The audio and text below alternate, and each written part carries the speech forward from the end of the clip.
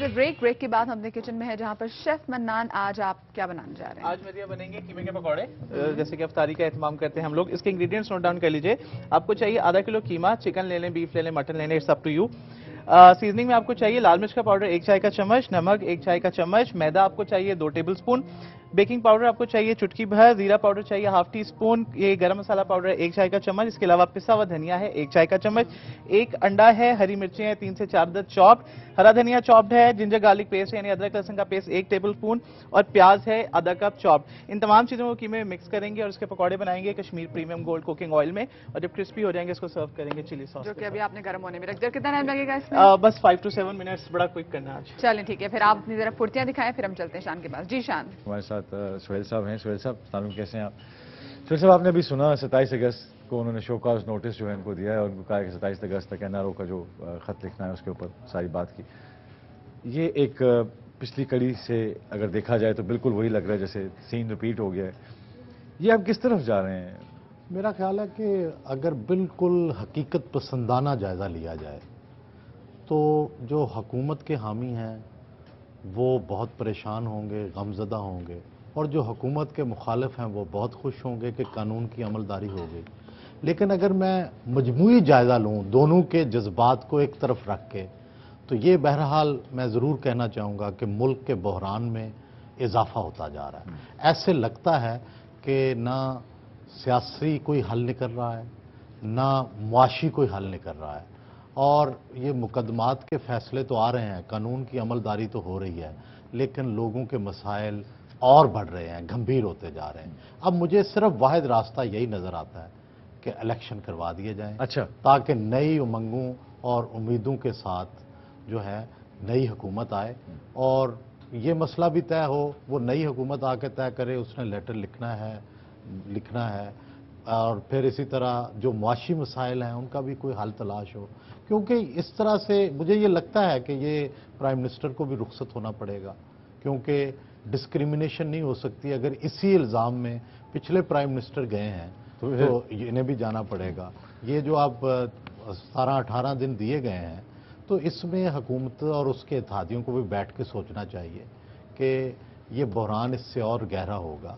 इसी तरह जो हमारे अदलिया के बड़े हैं वो भी पाकिस्तान की बेहतरी चाहते हैं, वो भी ज़रूर सोचते होंगे कि मज़ीद पाकिस्तान को ऐसे बहरान में ना मुब्तला किया जाए कि जिसमें ना सियासतदानों पर एतमाद रहे, ना कानून पर एतमाद रहे, और बिल आखिर हम कोई किसी और रास्ते की तरफ देखना शुरू कर दें।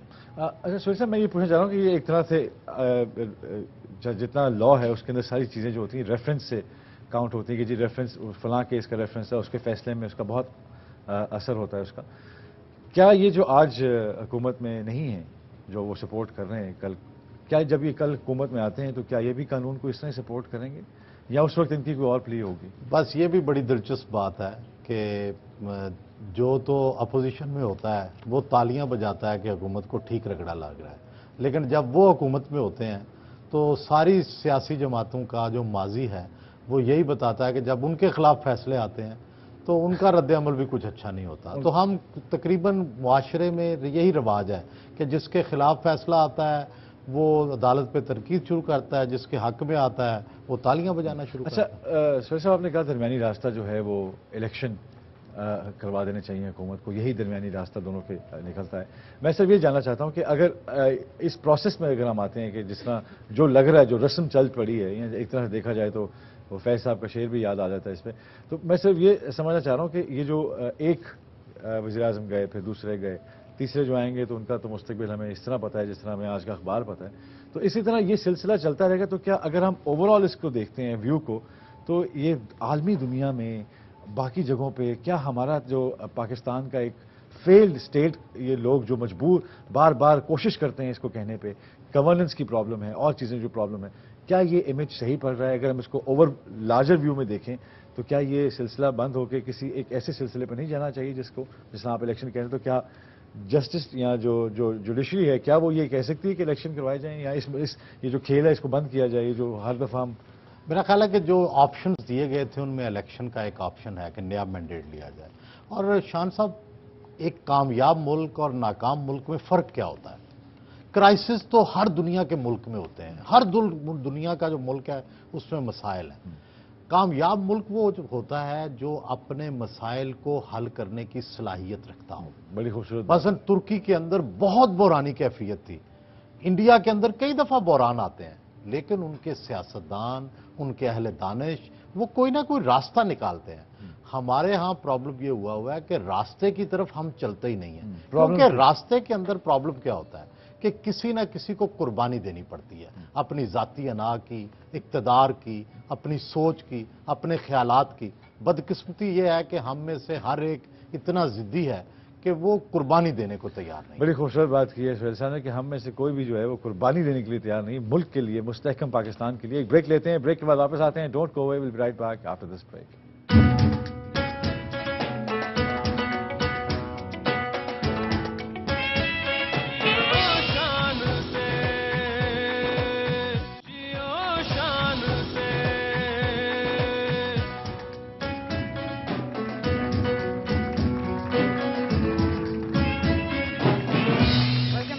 ब्रेक और ब्रेक के बाद जो कीमे के पकौड़े थे जो चिकन के बनाए या बीफ कुछ भी। हाँ, तो ये तैयार है, 7 मिनट के अंदर ये तैयार हो चुके हैं। आप भी जरूर ट्राई कीजिएगा ताकि अगर झटपट किस्म के आपके पास पहले चीजें पड़ी तो ज्यादा प्रॉब्लम ना हो। फुली कुक्ड है जी। चलें ठीक है, थैंक यू मनान। और अब एक बार फिर से चलते हैं शान की तरफ। जी शान जी थैंक यू। आज असल में टाइम कम है इसलिए हम थोड़ा स्क्वीज करते जा रहे हैं बिकॉज ब्रेकिंग न्यूज आ गई थी। सुहेल साहब, आपके ख्याल में ये जो आगे क्या ये जो इश्यूज चल रहे हैं, जो कोर इश्यूज हैं पाकिस्तान के, आप हमेशा कहते हैं कि बेरोजगारी है, बिजली है, महंगाई है, जो माशियत की प्रॉब्लम है, वो मेन प्रॉब्लम्स हैं। ये आपको लगता नहीं कि सारे कौम का ध्यान एक तरफ हो जाता है ऐसी बातों से, और फिर वो जो मेन कोर मसले हैं उन पर ना तो कोई पॉलिटिकल पार्टी इस वक्त बात कर रही है, ना कोई और बात कर रहा है, तो आवाम बेचारी इस टेनिस मैच में वो ऐसे ही करती रह रही है। उनका कोई अपना कोई क्या ख्याल है आपका इस बारे में? शान साहब, इसीलिए फ्रेश मैंडेट की ज़रूरत है, ताज़ा इलेक्शन की ज़रूरत है, ताकि फोकस हो जाए। इस वक्त सबसे बड़ा मसला ये जो लोड शेडिंग है, बेरोज़गारी है, लोगों के अंदर तकलीफ़ है, ये मईशत से रिलेटेड है। और मईशत के लिए आपको नए सिरे से पॉलिसियाँ बनानी पड़ेगी कि टैक्स कहाँ कहाँ लगना पड़ेगा, क्या आपको बैरूनी इमदाद मिलनी है, कितनी मिलनी है, और आपने पाकिस्तान के लोगों से कितना टैक्स लेना है, ये तय होना पड़ेगा। और इसके लिए मैं बहुत दिनों से ये गुजारिश कर रहा हूँ कि पॉलिटिकल पार्टीज़ को इस पे फोकस करना चाहिए, अपना प्रोग्राम लेके आएँ। इस वक्त सिर्फ तालियां ना बजाएं या चीखो पुकार ना करें, असल बात यह है कि ठोस काम करें, शैडो कैबिनेट्स बनाएं, अपने जो बंदे हैं कि कौन बंदा किस चीज़ को संभालेगा, ताकि लोग उससे सवाल कर सकें, साफ़ी पूछ सकें, इंटेलेक्चुअल्स के साथ उसकी नशिस्त हो सके। मसलन एनर्जी क्राइसिस है, अब कोई कह रहा है जी मैं 2 साल में ख़त्म कर लूँगा, कोई कह रहा है 90 दिन में ख़त्म कर लूँगा, कोई कह रहा है 6 महीने में ख़त्म कर लूँगा। सवाल ये है कि सोल्यूशन क्या है, रोड मैप क्या है? मतलब ये है कि भाई किस तरह से ख़त्म करेंगे, आप थोड़ा सा बताएं ना, ताकि जो दुनिया भर के एक्सपर्ट्स हैं वो उस पर एतराज़ कर सकें या उसको अप्रिशिएट कर सकें, डिबेट हो सके। और दुनिया भर में डिबेट होती है, और इस दफ़ा इलेक्शन ऐसा होगा कि जिसमें डिबेट होगी हर इशू पे, और लोग उसको वोट डालेंगे, उम्मीद है मुझे, क्योंकि मिडिल क्लास पाकिस्तान की परसेंटेज वाइज साउथ एशिया में सबसे बड़ी है, पढ़े लिखे हैं, अखबार टीवी सबको जांचते हैं, और लोग कारकर्दगी पे देखेंगे कि डिलीवर कौन करेगा, किसका प्रोग्राम ज्यादा अच्छा है। इसी पे मेरा ख्याल है कि इलेक्शन होगा, और यही पाकिस्तान के लिए शायद एक तब्दीली की नवीद होगी। हाँ, बड़ी खूबसूरत बात की कि यही शायद पाकिस्तान के लिए तब्दीली की नवीद होगी, क्योंकि जो फ्रेश मैंडेट है, जो फ्रेश ब्लड है पॉलिटिक्स में, या ऐसी चीज़ जो है वो आना बहुत ज़रूरी है। आपके ख्याल में ये जो अभी केसेस चल रहे हैं, अभी मियां साहब का भी ये केस आजकल चल रहा है, डू यू थिंक ये कोई पोलिटिसाइज्ड है ये, इसके आपके ख्याल में ये भी कोई? देखिए, केस तो जब तक फैसला ना हो उसके बारे में कुछ कहना मुश्किल है, लेकिन जो नैब का अदारा है ना, ये मुतनाज़ हो चुका है, क्योंकि इसको पीपल्स पार्टी और नून लीग पहले ही दोनों रिजेक्ट कर चुके हैं। ठीक, अब इस वक्त कुछ भी कहा जाएगा, चाहे केस सच्चे हैं या झूठे, वो ऐसे लगेगा कि जैसे फंसाने की कोशिश है या विक्टिमाइज करने की कोशिश है। ज्यादा बेहतर होता कि पार्लियामेंट के अंदर की पार्टियां और पार्लियामेंट के बाहर की पार्टियां मिलकर आपस में सलाह मशवरे से एक नया एहतसाब का अदारा बनाएं।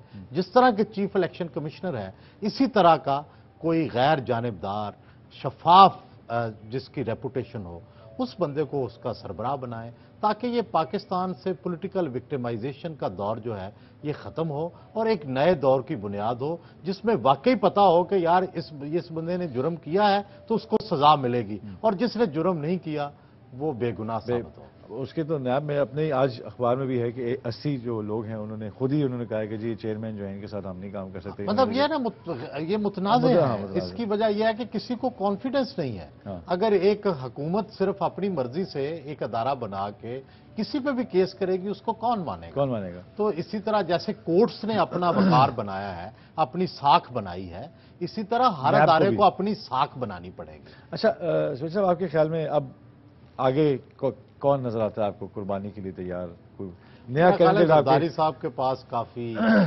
جیالے موجود ہیں جو قربانی کے لیے تیار ہو جائیں گے۔ وزارت عظمیٰ ایک اتنی بڑی سیٹ ہوتی ہے کہ اس کے لیے ایک جھولے میں بیٹھنے کے ٹائم تک بھی لوگ بیٹھنے کے لیے تیار ہو جاتے ہیں، اور پھر دوسرا کئی ایسے ہیں جو سمجھتے ہیں کہ ہم اگر وزارت عظمیٰ مل جائے اور ہم ایکس پرائم منسٹر کہلانے لگ پڑیں تو اگلی دفعہ نہ بھی آئیں، نہ بھی الیکٹ ہوں، چاہے نائل ہو جائیں 5 سال کے لیے۔ انہوں نے کوئی لا بھی بنا لیا نا انہوں نے کہ جو ایکس بھی ہوگا اس کو بھی وہ پرکس ملیں گے، جاب کے جو پرکس ہوتے ہیں وہ سب کچھ۔ پرکس تو خیر چلو دنیا بھر میں ہی ملتے ہیں، لیکن سوال یہ ہے کہ اس وقت پرابلم یہ ہوئی ہے کہ پیپلز پارٹی بھی وار پاتھ پہ ہے۔ ایسے لگتا ہے کہ وہ سمجھتے ہیں کہ ان کی الیکشن کمپین اسی بنیاد پر ہوگی کہ ہمارے ساتھ ظلم کیا گیا، ہم پھر مظلوم ہیں، ہمیں 5 سال پورے نہیں کرنے دیا گیا، ہمارے پرائم منسٹر نکال دیے گئے، یہ ہوا وہ ہوا۔ پیپلز پارٹی ہمیشہ مظلومیت کا کارڈ بڑے اچھے طریقے سے کھیلتی ہے۔ بڑی خوبصورت بات کی انہوں نے کہ پیپلز پارٹی جو ہے اپنی مظلومیت کا کارڈ جو ہے وہ بہت اچھے طریقے سے کھیلتی ہے، لیکن آپ اپنے جو ووٹ کا کارڈ ہے اس سے بہتر طریقے سے کھیلیے گا اور کوشش کیجیے گا کہ مستحکم پاکستان اور جو نئی سوچ ہے، جو نیا پاکستان ہے، اس کے اوپر ضرور سوچیے گا ووٹ ڈالنے سے پہلے۔ انشاءاللہ آپ سے کل ملاقات ہوگی۔ خدا حافظ۔